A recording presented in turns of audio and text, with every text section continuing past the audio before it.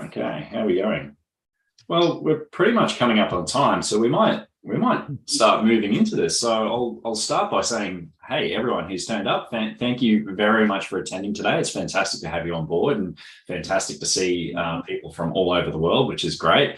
Hello to my fellow Aussies, and I'll say the same thing for my brothers across the ditch in New Zealand, brothers and sisters across the ditch in New Zealand. But thanks everyone for coming from all over the world. I know the times are a little tricky to get everyone on board at once, but I really appreciate it. Today's session today, we are going to be looking at influencing a culture of resilience through engagement. So we'll be focusing a little bit less on what we do from a product perspective specifically, and looking at more of the soft skills that are involved in becoming, I guess, successful with your resilience program. And I mean, the key things we're going to be looking at today is really how do we understand the lay of the land and the key stakeholders that sit within your organization. What are those critical ingredients that we've experienced over the years in terms of building up influence and getting that engagement right within an organization? Avoiding glazed eyes, that's a really important thing. How do we not turn people off resilience, in particular if they've had maybe a bad history with either business continuity or resilience? How do we avoid making that worse? And then we are going to keep some time aside at the end for some Q&A as well. But as you can see here, guys, we've got the chat turned on, the Q&A functions turned on there as well. Feel free to throw comments into the chat. We always like to monitor chat and do that live as well. We're an organization focused on engagement.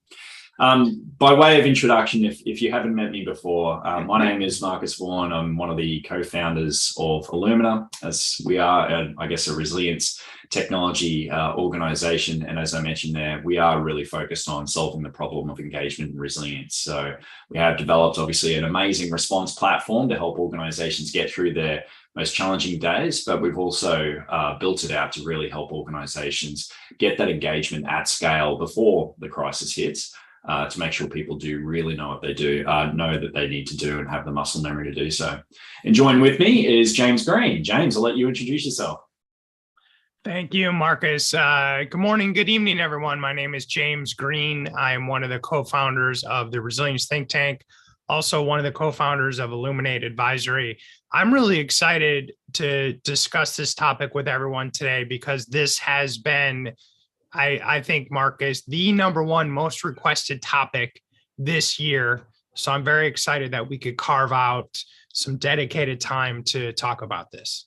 Yeah, absolutely. It goes without saying, whenever we poll audiences in things like the Big Resilience Reset or other webinars and discussions, it really comes down to how do we actually create more influence in our organization. So we thought we'd take that.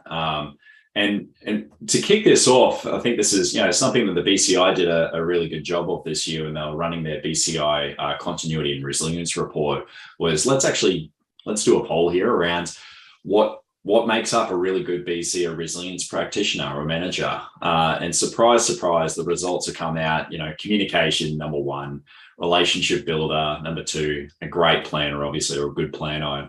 I tend to emphasize the better part, a problem solver, and obviously a collaborator. And if you look at those elements, I mean, most of that are soft skills outside. I mean, planning, yes, that's a technical piece that comes with time.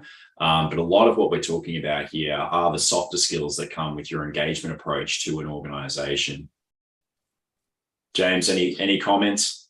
Yeah, definitely. Like you said, 4 of these 5 are what some people would call soft skills, what I would also call strategic. And, it's really one of the torches I carry for our industry is how do we become more strategic and less tactical. And I think that's really personal to me because it's been my experience in my career and in helping people with their careers. You get recognized at work and you get promoted at work based on your strategic and your soft skills. Your tactical skills, your technical skills maybe get you one level, you get from analyst to supervisor, but really every organization above that, your promotions are going to be on these skills here, are going to be on the things that we talk about. And it's not just about promotion, it's also about how do you bring awareness and engagement to your program, require these skills. If you're looking for in the next hour that Marcus and I are going to tell you that if you do better BIAs or better risk assessments, you will have higher engagement, you're in the wrong webinar. There's certainly a time and place for all of the tactical and technical things. We're looking for the things that you wrap around that to really drive engagement. Yeah. And one thing we're going to talk about a lot today, and we'll really start off with this actually, is like how are you being perceived from your audience as well? You presenting yourself to your organization, a big part of that is your organization and what their perception is of you, your role and your function. And I thought I'd take I'll start this with a quick poll, because one thing that we're seeing at the moment is this real shift in terminology around our profession. So I'm going to launch a poll now really around this question of what's actually in your job title. So I'll launch this now. I'll give everyone a few seconds to answer that. So you'll probably see a polling question come up. Now, the reason I'm asking this is that we are seeing obviously a lot of organizations, and a lot of it's even driven from the regulatory environment with things like operational resilience coming through. Obviously in the UK as a starting point, we're now seeing it filter through to Australia, and it's filtering right out across the world at the moment. The reason I'm asking this question is what is included in your job title is important in terms of how people might perceive your particular role within the organization. Is it a business continuity focus, or is it taking more of a holistic approach to resilience? Now, some of that you might be very much stuck with in that, hey, you didn't get to choose your job title. But that doesn't necessarily mean that you can't influence what your job title might be in the future. So I'm just going to share the results here in terms of what's come through. So we had 33 people, 71 participants. Have a look, and that should be coming up. Is that coming up? Get a quick visual. Can someone tell me in chat whether you can see that? I think that's coming up. But essentially, the result. Yeah, excellent. Thanks, Deb. So we've got 42% of people are coming through to say that business continuity is still in their job title. Resilience and resiliency is picked up to 24%. Both of the above, fantastic, and then none of the above, 18%. And I appreciate we probably have to account for people who might not be specifically in the resilience function as well. So what's interesting there, and I guess the commentary and I guess the conversations I get to have with a lot of organizations worldwide at the moment is just this perception piece around job description, yes, job title, no. That's an interesting one, Dan. That is a really interesting one. So the question mark, sorry, and if you've not put your eyes on chat, Dan Metcalf, thank you very much for that comment, has just noted that it might be one of these terms might be very much in his job description, but not necessarily in the job title. And I think the question mark there is, how do we actually set ourselves up for the future? I know that resilience is obviously very much, if you look at it, it's trending as a buzzword. I think if I think about this from a strategic perception perspective in terms of executive teams, I know that they're leaning into, I guess, the perception of resilience as opposed to business continuity at the moment. I certainly feel that right across the organizations that I get to engage with at a more strategic level. And so I just make a point to consider, what does this look like in your organization? What is the perception of resilience in your organization? I know it sounds like it's semantics, but words do matter in terms of what that perception is.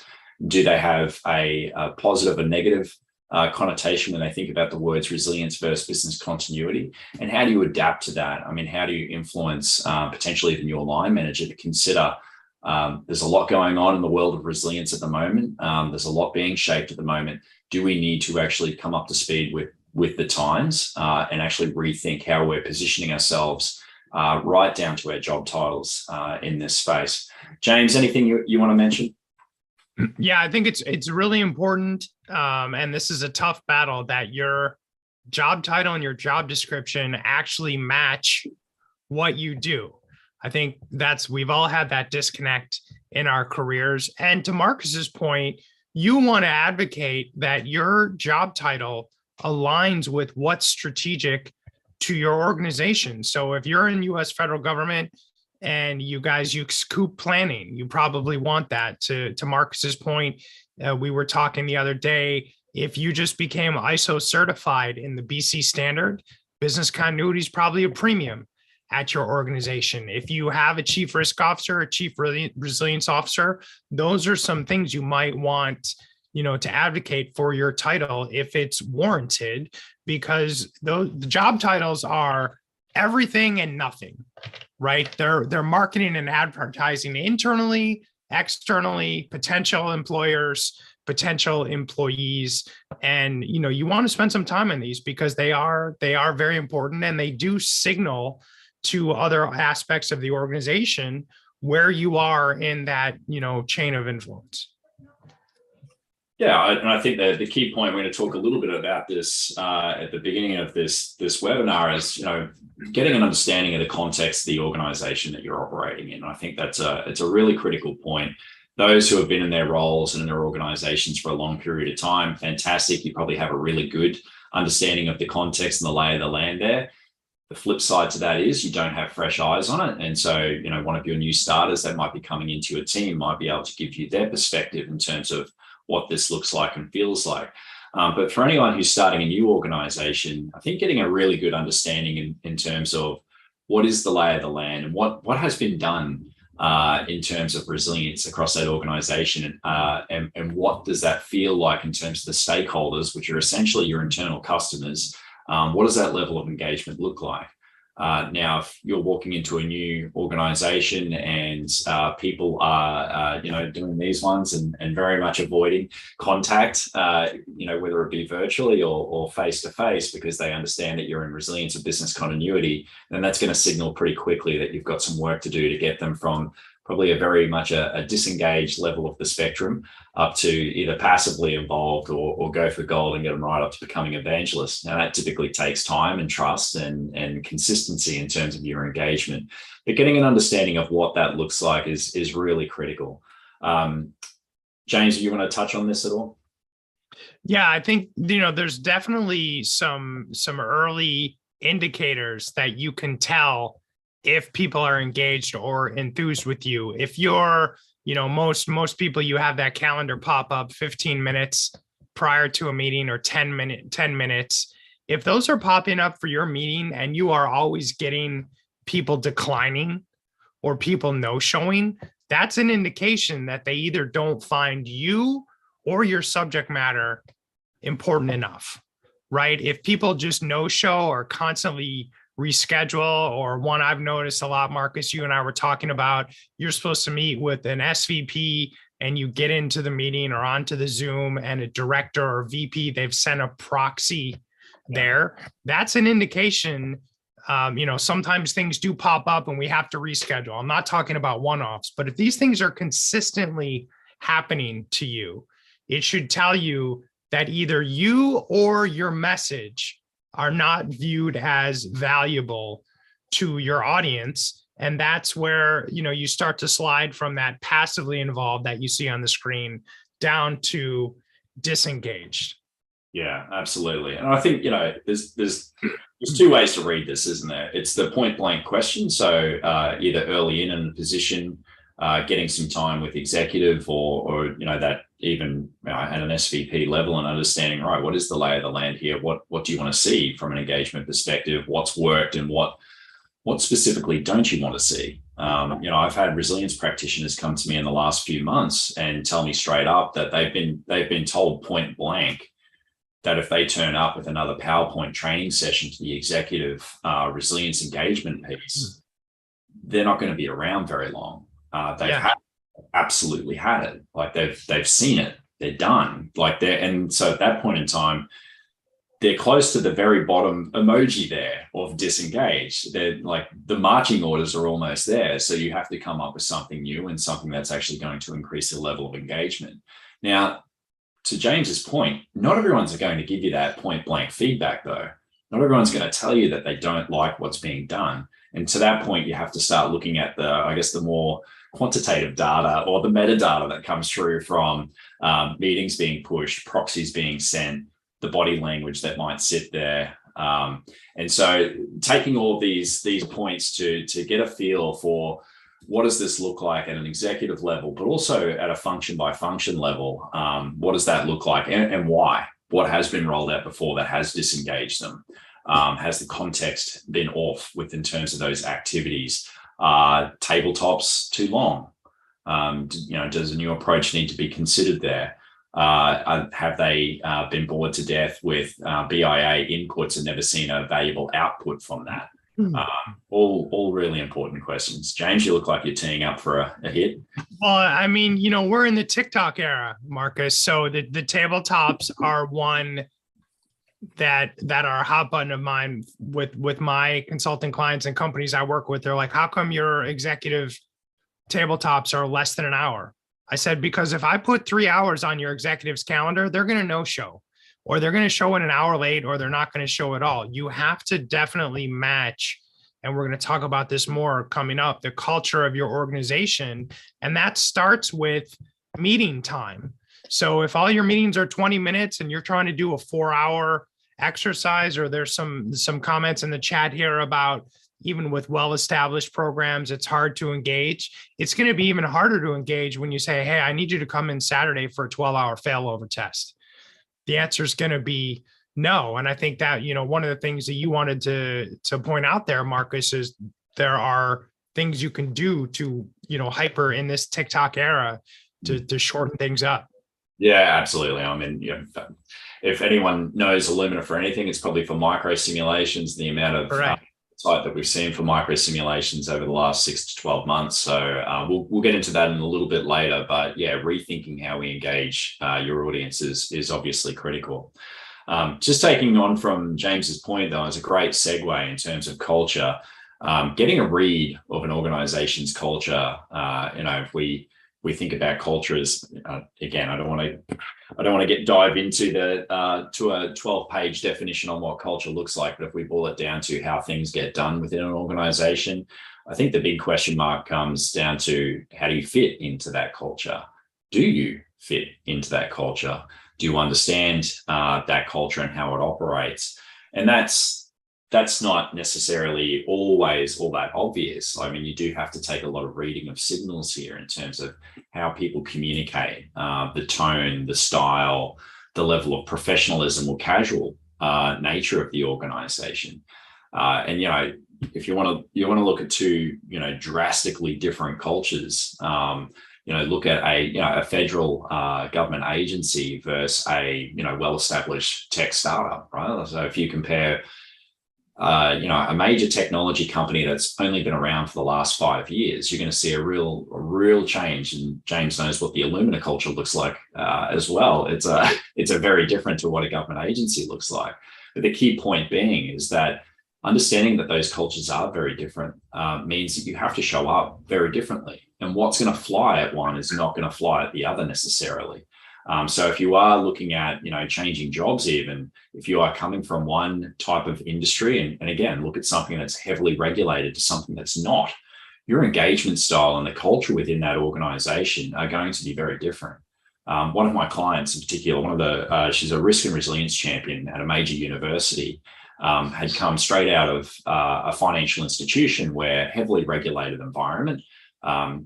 Worst case scenario, always had the availability of the stick to hit people over the head to engage in resilience, if nothing else.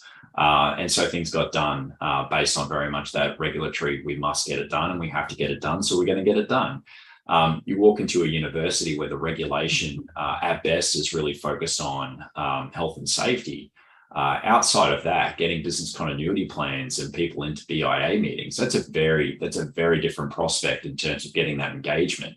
And so just thinking about what that needs to look like and how you're going to change your engagement style and how you're going to draw people in if you don't have the big stick to whack them over the head with anymore from a regulatory perspective. James, I'll pause and let you provide. Yeah, I could talk for an hour on culture, because to me, this is one of the biggest reasons why programs thrive or fail. It's based on culture fit. And the first thing is, Marcus alluded to it, personal. Do you personally fit in an organization?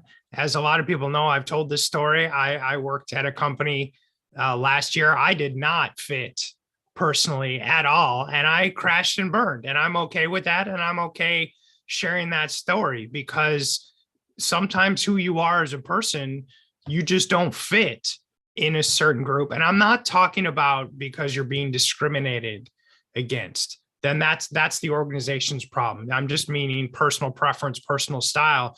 You first have to assess if your program is struggling or not growing. Do I personally fit in here? And my recommendation to you, if the answer is no, then let's find you somewhere where you do fit. And then Marcus alluded, professional style. Certainly, some of the antics I have pulled that the people at Illumina appreciate, my other partners and clients would terminate my contract if I did those things. But be mindful of your organization. Do people like to communicate via email, Slack, phone? I work with a company, they use Zoom, but cameras off. I still haven't figured that out. Why are we on Zoom? But that's what they like to do. So when I'm with them, I turn my camera off. I'm like, why don't we just use voice? And they're like, no, we use Zoom. And why, who cares? You want to fit, you want to be able to share data in ways that people are comfortable. And every company and every organization is very different. So if people like Zoom or WhatsApp, or it doesn't matter what it is, make sure you're communicating first using those methods, and make sure you're communicating in a style like Marcus said. Some organizations, you better have a pre-read, you better have a white paper, some want a deck, and some you better not send them anything. It better be 2 bullet points. And I think that organizational cultural misfit is the biggest thing that I'm asked to come in and fix. It's just your style is not working with, like you said, are you heavily regulated? Are you financial services? Are you manufacturing, where OSHA in the US is very important?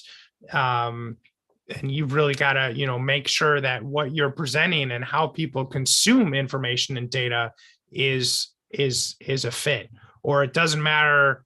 Like, to me, this is the cornerstone. Without this, if you don't get the personal fit assessed and the cultural organizational fit assessed, everything else is not going to matter.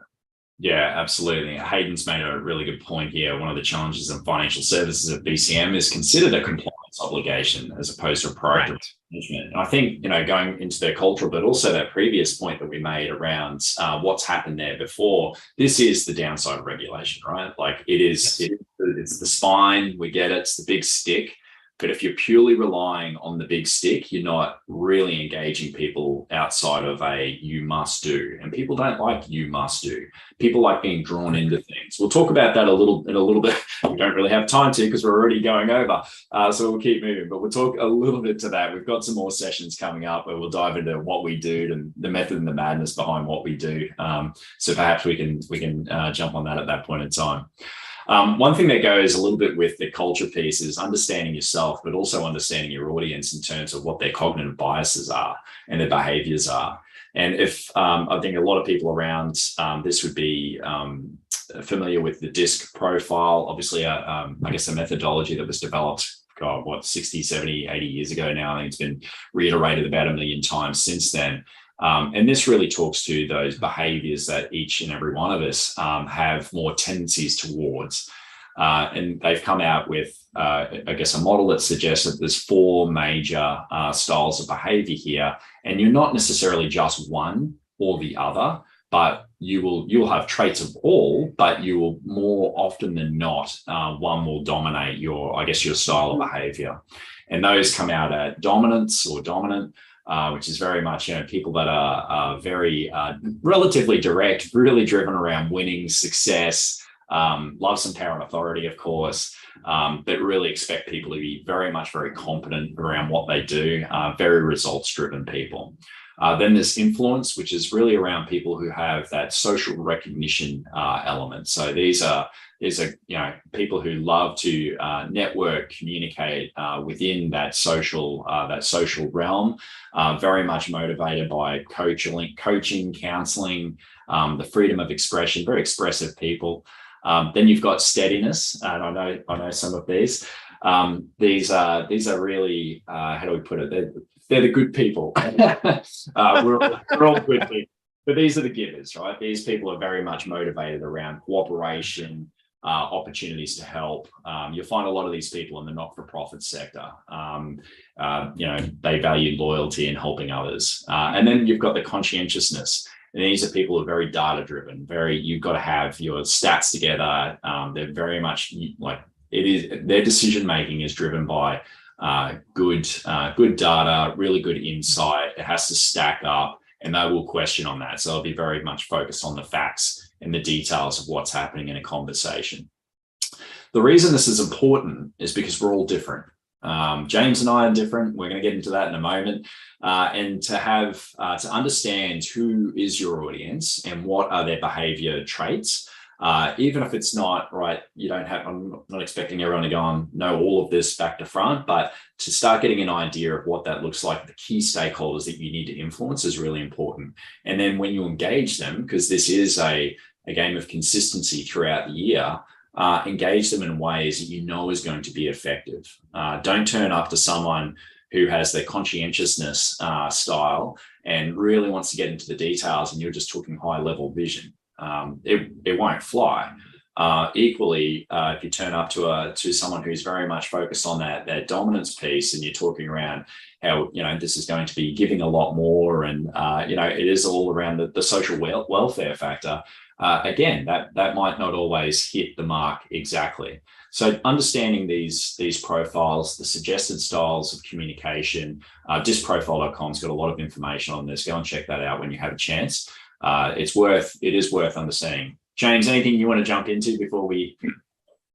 No, just as you move to the next slide, Marcus, I'd love to hear from people. There are a lot of different, personality assessments. There's DISC that we're mentioning. There's a million others. If you've had one of these assessments done of yourself, we'd like to know. You don't have to tell us what personality trait, but we'd like to know what assessment tool you used. I know Eric mentioned in the chat that they use this in their organization all the time. So Myers-Briggs, certainly DISC. Would love to hear some other ones that people use. Absolutely, and we're going to do a bit of an overshare here. So in the red corner we've got James, and in the purple corner we've got Marcus. We're going to have a look into our DISC profiles and just talk through what that means. Now, one tool that I use, I'd suggest, hey, maybe the accuracy isn't always 100% there, but I'd say it's actually pretty solid because I've profiled a lot of my colleagues and team members. And it's always good to get an understanding of what that is. And it's important as well. Like, you're communicating with these people on the daily. So have a think about what that looks like. So I use a little plugin called Crystal Knows. And essentially what it does is when you open up someone's LinkedIn profile, it'll do a scan. It uses obviously machine learning and AI to model out what their DISC profile is. So you can see here, James versus Marcus, in terms of what we've got going on there. I'm DI, so I'm in between that dominance and influence piece. So very persuasive, very independent, very determined. Anyone that knows me would probably advocate that's pretty accurate. Again, what you should be doing when you communicate with me, use energetic and assertive tone. Yeah, sure. Highlight competitive advantages of your product. I mean, if you're trying to sell to me, sure. But I would say really show me the value is an important piece. And I'd say come prepared with, some information around that as well. Don't be overly friendly. I don't know about that. James and I we both probably disagree with that. I'm a pretty personal kind of guy, but don't sugarcoat the use of vague and overly optimistic language either. No, I can be pretty direct when I need to be and want to get to the point. That's me. James, do you want to explain yourself here? I'm shocked by all of this. No, you can see on screen. I shared this with my family last night. They said this is 100% accurate and we wouldn't change anything. So I will just leave that there. What I would like to say, I saw, people chatting about Strength Finder and a lot of other great personality types. These are really important.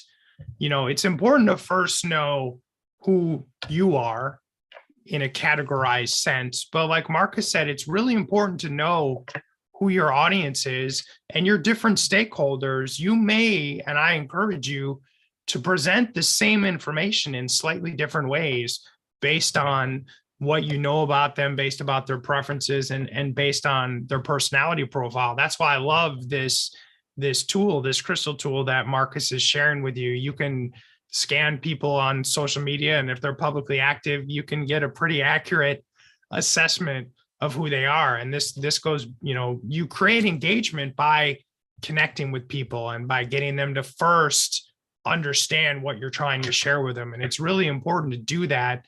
If they're a DISC, or like there's a lot of people talking about strength finders or Myers-Briggs, you should know all those different tools, or at least 2 or 3 of them. And it's really important not only to know who you are, but who they are. Yeah, absolutely. We'll keep moving, because otherwise we'll go into the depths of my personality, and that's, who knows what we'll find when we go down that rabbit hole. But I do want to talk a little bit about alignment. And I think this is something that gets thought about in pockets and forgotten about a lot as well. And we always have this conversation around, what does value look like for your audience when it comes to the resilience program? And I think one of those key questions that I would just advocate everyone thinks about when they're engaging any stakeholder, whether it be at the shop floor, whether it be, a function leader, or whether it be an executive team member, is when you're talking about what resilience means, you need to be thinking about what's in it for me from their perspective. How does this directly impact them and what they need to get done throughout the year? What does it mean for them in terms of, hey, maybe they're remunerated against key metrics or KPIs? What does it mean for their team and the welfare of their team, and all the different elements that might affect them and their performance within an organization? I think this question needs to be brought up more. I'll put it that way. I'll put it in a positive light. And if you can walk into any meeting and thinking about what you're about to do within a particular activity or an engagement, and then starting that with what's in it for me from their perspective, that's a really good overlay to get to the point really quickly around how that's actually going to benefit them and how they're going to lean into it.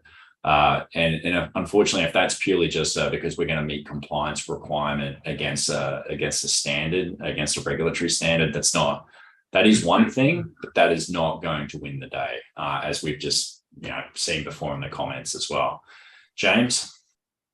Yeah, I think, if you're coming from the compliance perspective, most organizations have no incentive to do anything more than, so if here's where I have to be for compliance, I want to come in right there, right at that bar. There's no ROI to come in over that. So certainly everyone in your organization, they have a goal, they have a job. You should know what they are. What's your goal? What do you care about first? How do I align my resilience program, our resilience program, to your goals? That's how you drive engagement. And another thing, Marcus, you and I were talking about here, what does success look like? Yeah. I see a big mistake where a resilience manager, here's what we're going to do this year. And they do that and they're like, yay, we won. And the stakeholders say, well, that's not how we define success. So you lost. You should have, begin with end in mind, as Dale Carnegie says. You should know what those stakeholders define as success, one, so that you can work towards it. But even more importantly, if their definition of success is wildly unrealistic, you need to reset those expectations early. If they say, we want you to never have any type of risk event and have an uptime of 99.9999, and you have a budget of $13, right away, you have that disconnect. So by figuring out what their definition is, you have something to work towards, but you also have the ability to recalibrate before it's too late. Yeah, 100%. And I think this is where when we talk about, we talk about this a lot at Illumina when we're developing out micro-simulation programs for organizations, is understanding how the activities that we're going to complete, how that rolls up into the objectives of the organization. I think, making sure that there is that alignment in terms of the objectives of not, just a micro-simulation program from my perspective, but your resilience program, is how does this support the strategic objectives of the organization?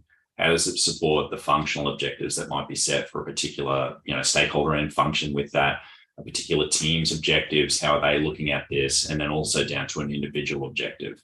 because that question mark is going to come up if they're, walking into something that is taking time out of their day to meet these objectives.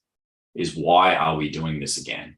And if this isn't supporting them meeting their objectives, and you can't clearly articulate how the resilience program really meets their objectives because you don't understand what those objectives are, then automatically you've got misalignment. So making sure that all the activities that we roll into a resilience program are clearly aligned with what the strategic objectives are of the organization, what those functional objectives are, and you start working across those functions, team, and then down to an individual level. And when you get this right, it's extremely powerful. It's extremely powerful because you can articulate, how this might support a HR function hit their, lost time injury number, or how that might support the organization in general, hit a particular growth target they're looking to do by mitigating potential customer churn or accentuating that growth in one way or the other. James? Yeah, so I love here how activity is the smallest bucket and strategic objectives is the largest bucket, because your stakeholders, that's how they look at things.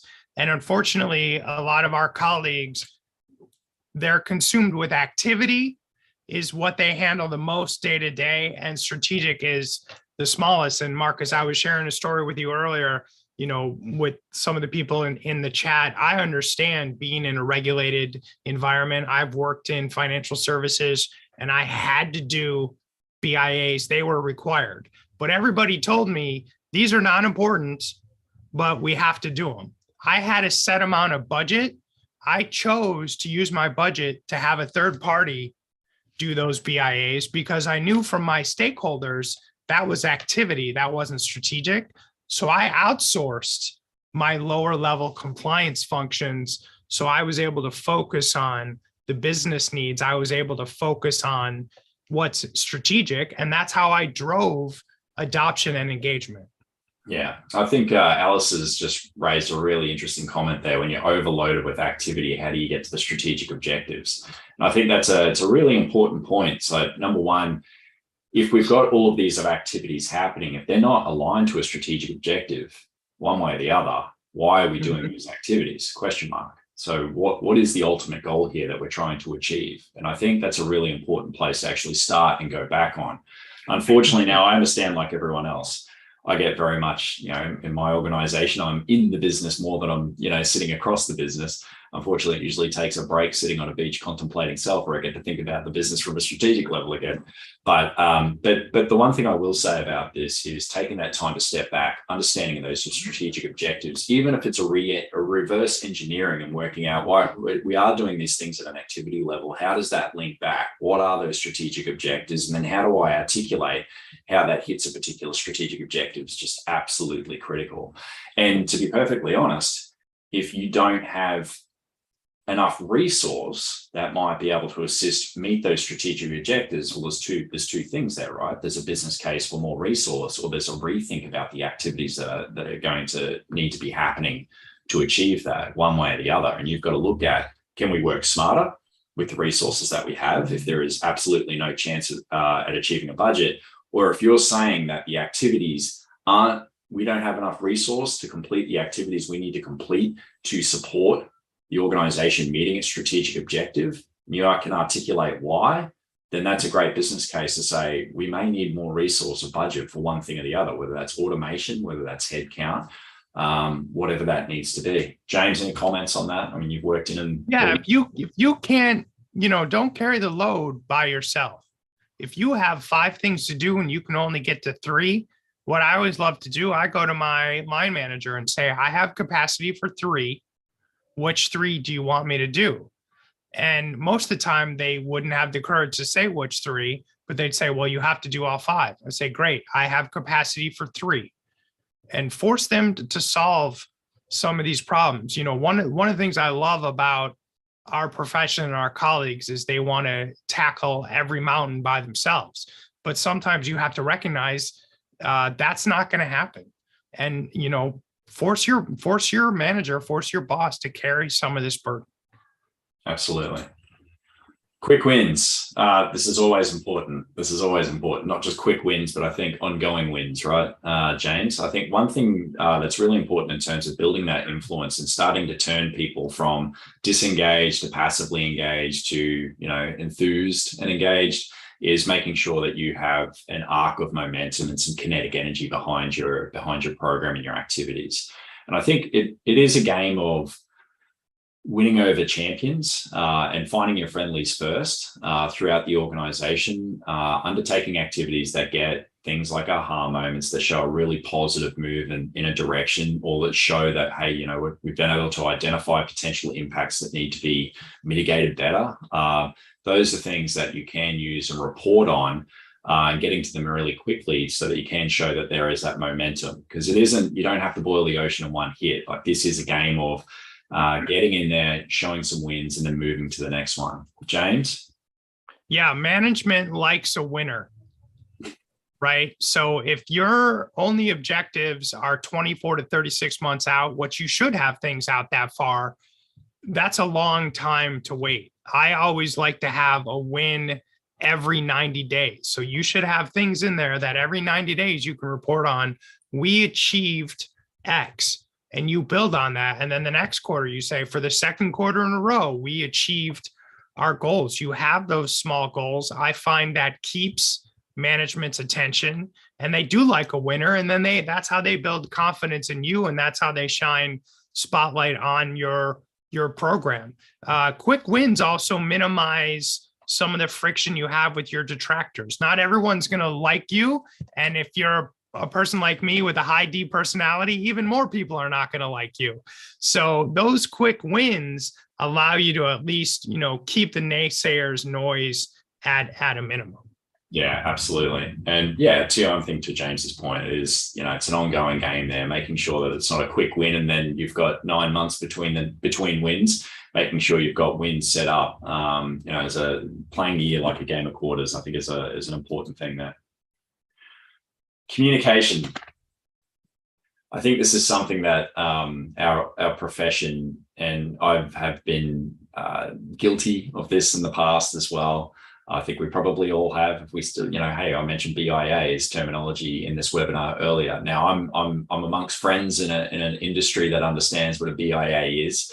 I think the really important thing here is to consider, again, the perspective of the audience. The one thing I've learned, especially as we start rolling microsimulations out to stakeholders beyond response, people who specialize in response or people who spend a lot of time in response, is making sure that things are extremely simple to understand, because they really do not have the level of depth that you and I and everyone around this table today would have around understanding what terminology means. So if you're using acronyms or you're using terms that are, hey, don't get me wrong, built out by an association or a profession, that's going to fly when you're talking to your industry colleagues, absolutely. But when you go and talk to, the head of customer service division that's, thought about what even a BCP is, they might ask you, what's a BCP? I mean, go and talk to people at a barbecue. Drop the terminology BCP and see how many people understand what that means and how many people don't. And there's your sense check. Communication is really important. I think just keeping things extremely simple and layman's terms I can't understate that enough. I can't underline that enough. Sorry. Yeah, it's so important because most people won't even stop you and speak up and say, I'm sorry, I don't know what MPTD is. So they'll just kind of shake their head. And it goes back to what Marcus was talking about, people being glazed over. So very rarely will people even ask you. And if they do ask you, then instead of thinking about what you're talking about, they're thinking, I don't know what this term means. And you've got that breakdown in communication right off the bat. Absolutely. We're doing not too bad for time. We're about to come up to some time for Q&A. We just thought we might finish off with a couple of pieces around, just again, a few do's and don'ts around and really making sure that we don't hit the glazed eyes piece. I think, you know what, James, I'm going to flip this over to you. I know you spend a lot of time in terms of your network, so I'll let you talk to some of these and just kick off for once. I like to network just a little bit. Yeah, invest in your network. If the only time you're reaching out to stakeholders or other departments are when you need something from them, they know it. It's just like your personal network. You have that friend who only calls you when they need to borrow something. We all know that person. Don't be that person at work. Invest in people, see how find ways you can help them. That opens communication, that builds bridges, that leads to champions. And that's also how you find another company I worked at years ago. They said, hey, if you run, because we were based in Florida, if one of my connections said, if you run a hurricane tabletop here, you are a dead man walking with your career. I was thankful that I invested in that person to get that connection. Doom and gloom. This is a big pet peeve of mine. Are you Chicken Little? Is the only time they hear from the resilience or BC person when the sky is falling. You don't want people to think of you as the bad news person, because again, oh, here comes Marcus again. He's just going to tell us how the world's going to end today. That's when people's eyes start to glaze over, and really understand the mission. If you're a for-profit company, you should know how your company makes money. If you're a nonprofit, you should know what the mission of your organization is. If you're a government entity, why do you exist?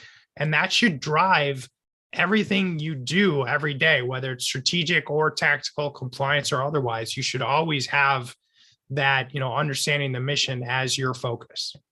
Yeah, absolutely. I think, the one thing, obviously I'm very biased in this, being very pro micro simulation, spending a huge amount of time in developing these out is, think about the burden of time and the lack of time that we all have at the moment. And one of the big drivers behind, that fourth point there, go micro, is that people will thank you when you give them, 2 hours 45 back in their day for running a micro simulation as opposed to a 3-hour tabletop. And so think about what that looks like in terms of the win there, and also how you might be able to increase that level of engagement by being shorter, punchier with your activities and bringing things like modern media and platforms into that. One of the reasons why I say that is the organizations we do deal with from a micro simulation perspective, a lot of them are experiencing massive uplifts in engagement. We are seeing 300% lifts in engagement. And I think, one of the funny things that when I say that, when we talk with our organizations around that, a lot of them can't tell me how much engagement they actually have in their resilience program. And I'm going to pause. I'm really interested in getting a sense check from people. I'm going to run another poll. This is around engagement. So there's a question here around, can you currently report with accuracy around what engagement is, what the engagement in resilience is in your organization? And when I say engagement, you start looking at that as how many people are touching plans, looking at the frameworks, participating in activities on a daily basis, on a monthly basis, on a quarterly basis, on an annual basis. The one thing that I've learned through as I mentioned, through our engagement with our clients, is that data is not always just readily at hand. And what we did find, some of the clients we have been working with, I know that they pulled some data from COVID wave 1, where they had a very big and expensive BCMS, and the level of engagement that they had in people accessing their plans was, in the single percentage point level of access. Now that's not great, because it means the level of engagement there throughout the year and that muscle memory is not there. So I did just want to get an understanding of what that looks like for people. I've given people a chance to respond, and I'll just share those results. Let's have a quick look. And so, yes, we have a couple of people there, 7% saying, yes, we can measure what that engagement looks like with a high degree of accuracy. Yes, but with a low degree of accuracy, potentially semi-qualitative or qualitative and semi-quantitative, and then no, which I would say is probably quite representative of the conversations I've had. It doesn't have to be that way. You can essentially get a higher read on that data as you go through. And again, one of the methods in the madness, we're not going to talk at length around micro simulations today. I've got more.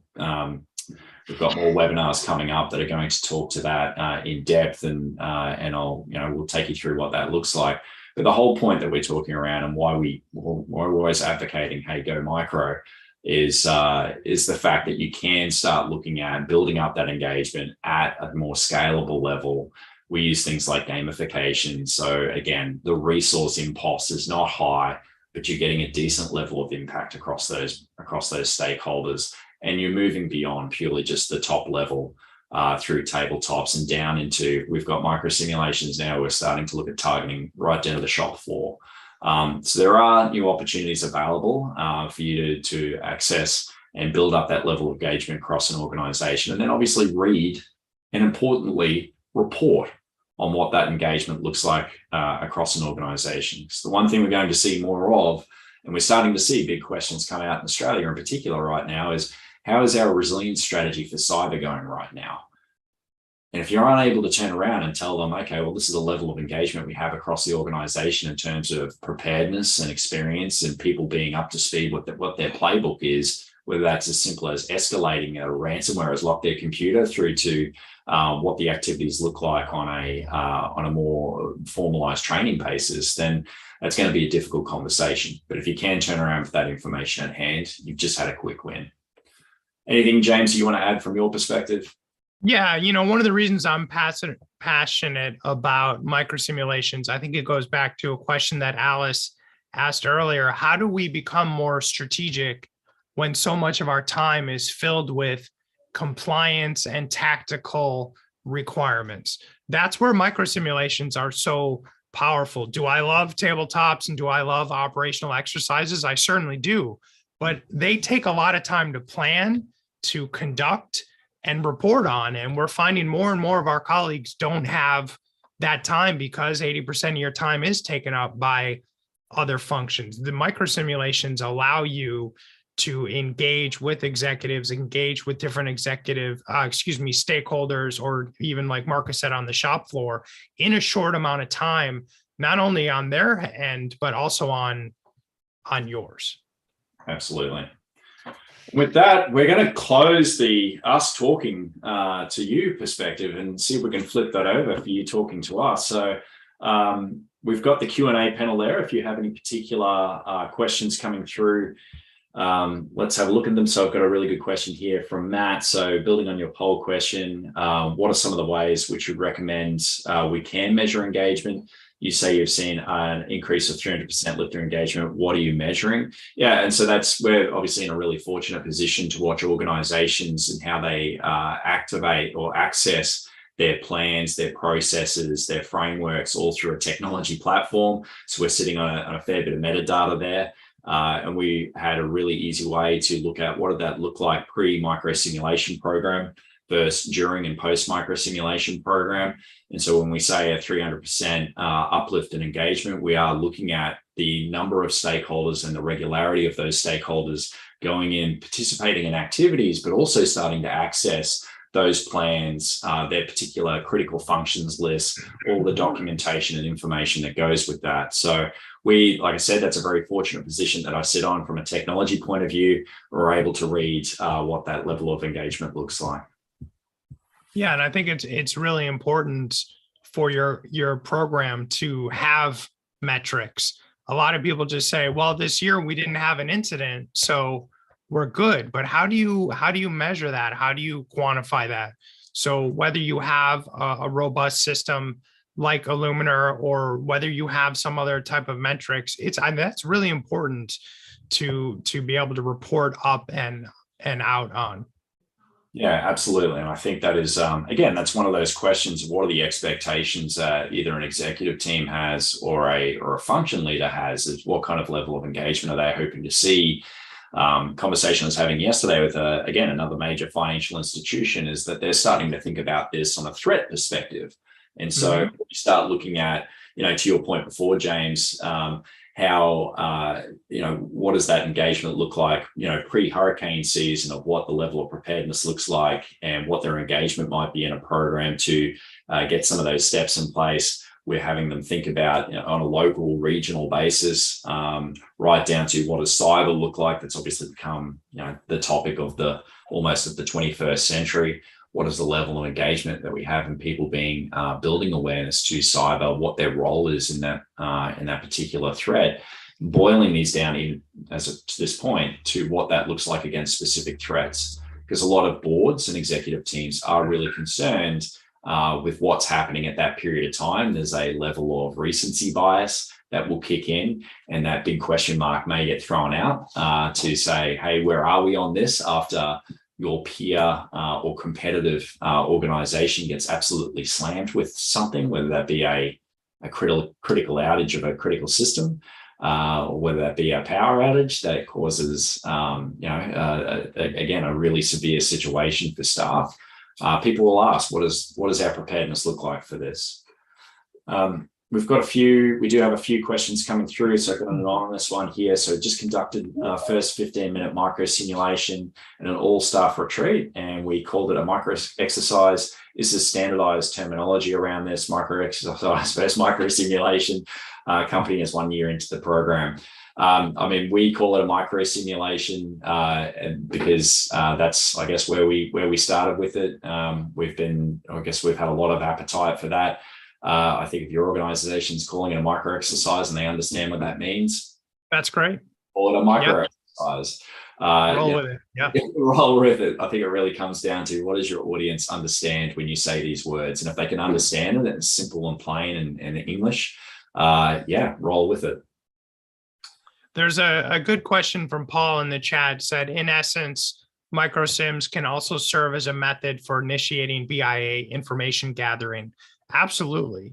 Yeah. You want to capture data in the most effective, efficient way you can for your organization. So certainly any method, if you're capturing data, the point of a micro sim is not just to, test and raise people's awareness, but in an ideal situation, you are also gathering critical data that you need to gather.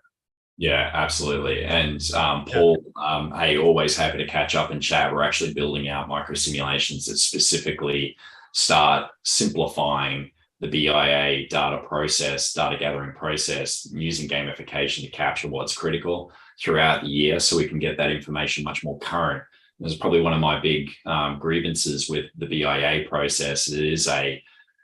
It's a laborious process, typically, and that means that it gets done at certain points within a year. And by the time that you do it, the rate of change that we have in our environment, in our organizations, the data is old and almost defunct. And that's in the best case example where you can access it really quickly and develop some insight. In the worst case scenario, then it gets dumped into a pocket somewhere that is really hard to actually pull together and line up the Swiss cheese holes when you need to get some clarity during a crisis. So Paul, keen to catch up and talk more.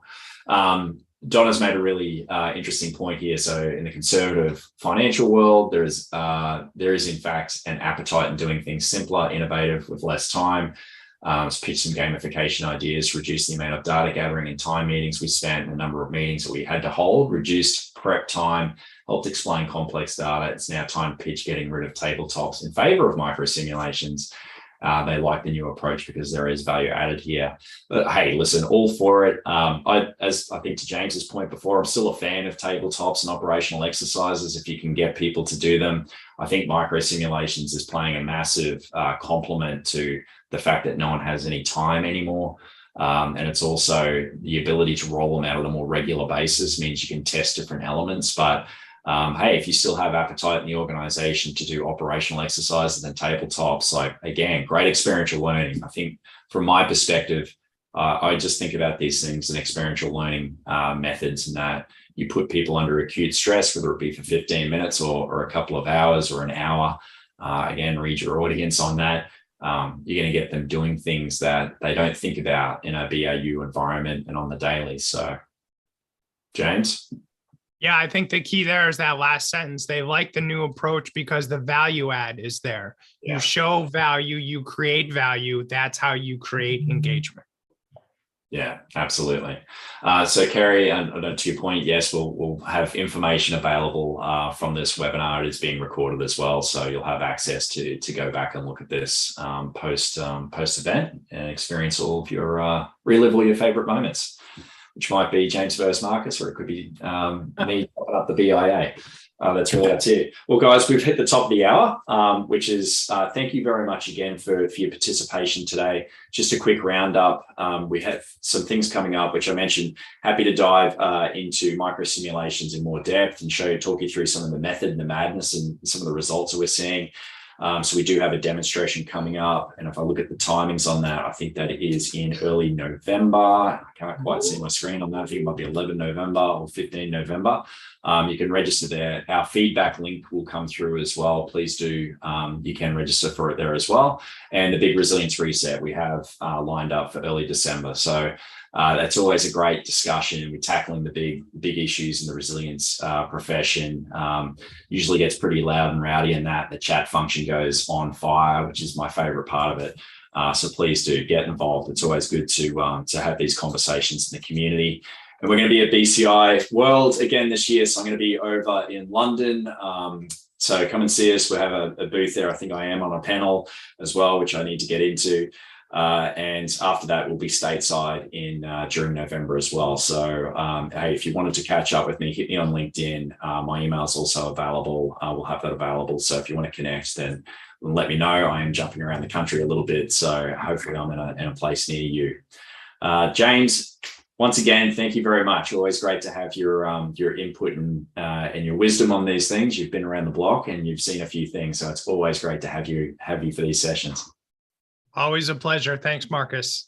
And thank you everyone for joining today. Really great to have you actively engaged in the conversation via the chat and the Q&A. It's always an absolute pleasure. So until next time, think big, because the world does need you. We'll talk to you soon.